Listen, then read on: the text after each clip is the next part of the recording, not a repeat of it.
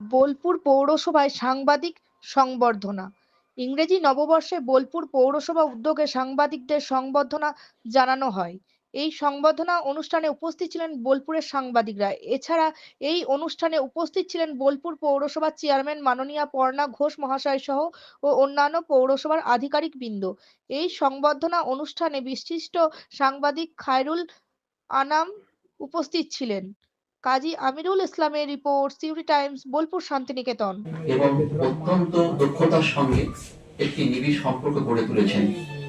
এই সম্পর্কের একটি বন্ধন, সেই বন্ধনে পারস্পরিক সৌহার্দ্য এবং প্রীতির একটি জায়গা থাকে, সেই সঙ্গে থাকে শ্রদ্ধা এবং বিনম্রতার জায়গাটি। সবকিছু মিলিয়ে এবং আমাদের দিক থেকে অন্তত আমি মনে করি যারা আমরা এখানে রয়েছি অনেকেই আমাকে প্রবীণ বলছেন, সত্যিকারের সেই প্রবীণ কথাটা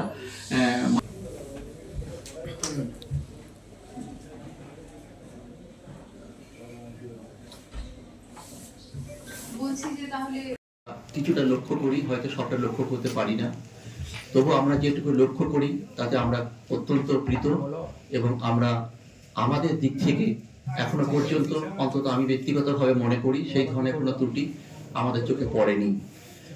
এবং সেক্ষেত্রে আমরা আরও একটি কথা বলতে চাই, সংবাদ মাধ্যমের যে প্রতিনিধিরা রয়েছেন তাদের সঙ্গে বোলপুর পৌরসভার যে যোগসূত্রটা, বর্তমান পৌর মাতা যিনি রয়েছেন তিনি অত্যন্ত নিবিড়ভাবে এবং অত্যন্ত দক্ষতার সঙ্গে একটি নিবিড় সম্পর্ক গড়ে তুলেছেন।